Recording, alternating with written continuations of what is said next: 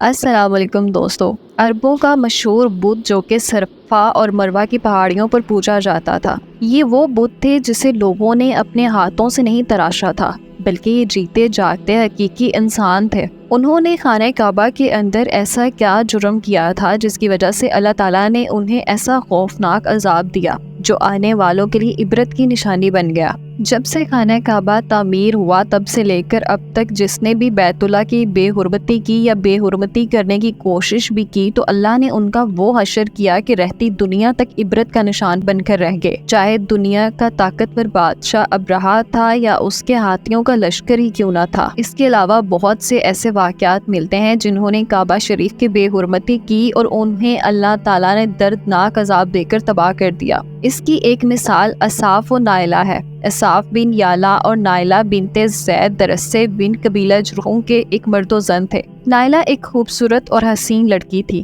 جو اپنے قبیلہ میں یمن کے کسی علاقے میں رہا کرتی تھی۔ یہ خوبصورت حسینہ قبیلہ جرہم میں اپنی حسن کی نمائش کیا کرتی تھی۔ وہ فحش لباس پہن کر گھر سے نکلتی تھی اور قبیلے کے نوجوان اس کے پیچھے پیچھے چلتے تھے۔ ہر کوئی اس سے تعلقات کا خواہش مند تھا۔ انہی لوگوں میں قبیلے کا سردار کا بیٹا بھی شامل تھا جس کا نام اصاف بن یالا تھا۔ اصاف اور نائلہ آپس میں محبت کر بیٹھے اور یہ محبت بہت ہی جلد خباثت میں بدل گئی۔ انہوں نے آپس میں ناجائز تعلقات قائم کر لیے اور جب کبھی موقع ملتا تو دونوں زنا میں مجرور ہو جاتے۔ اس طرح یہ سلسلہ یوں ہی چلتا رہا۔ جب ان کے گھر والوں کو اس کا علم ہوا تو وہ ان کے خلاف ہو گئے، جس کی وجہ سے ان کے ملنے پر پابندی لگا دی گئی۔ ایک دفعہ کا واقعہ ہے کہ بنی جرہم کا ایک قافلہ حج کرنے کے لیے مکہ روانہ ہوا تو یہ دونوں بھی اس قافلے میں حج کے لیے چل دیے۔ قافلہ مکہ پہنچا اور حج کے ایام تھے۔ انہی دنوں کا واقعہ ہے کہ ایک روز کعبہ میں لوگوں کی تعداد بہت ہی کم تھی اور آس پاس کوئی بھی موجود نہ تھا۔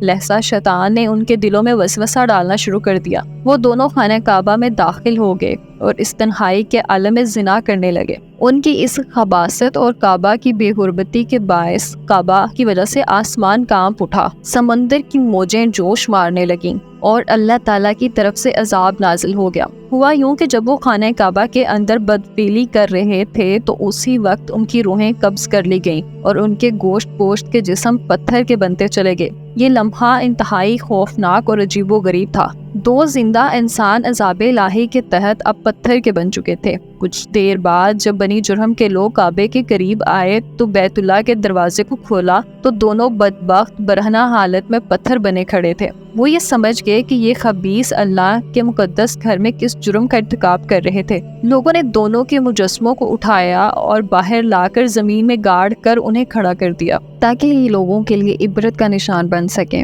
کچھ دن گزرنے کے بعد مکہ کے لوگوں نے اصاف کے بت کو اٹھا کر کوہ صفا کے مقام پر رکھ دیا اور نائلہ کے بت کو اٹھا کر کوہ مروہ کے مقام پر رکھ دیا۔ صفا اور مروہ دراصل دو پہاڑیاں ہیں جو حرم کعبہ کے بالکل قریب ہی ہیں۔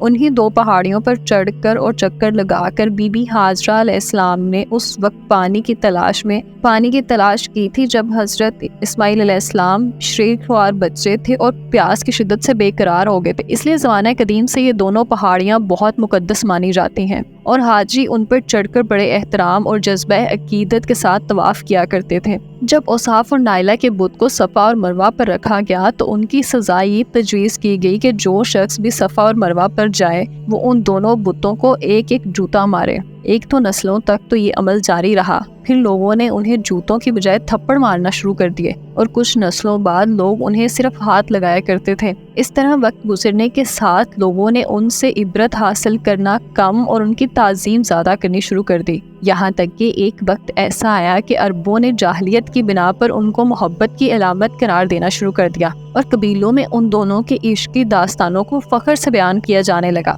آہستہ آہستہ یہ محبت کی دیوی اور دیوتا قرار دیے جانے لگے۔ 5ویں صدی تک اصاف اور نائلہ کے اس بت کو عربوں کے بڑے بتوں میں شمار کیا جاتا تھا جس کے آگے لوگ سجدہ کیا کرتے تھے اور قربانی بھی چڑھاتے تھے۔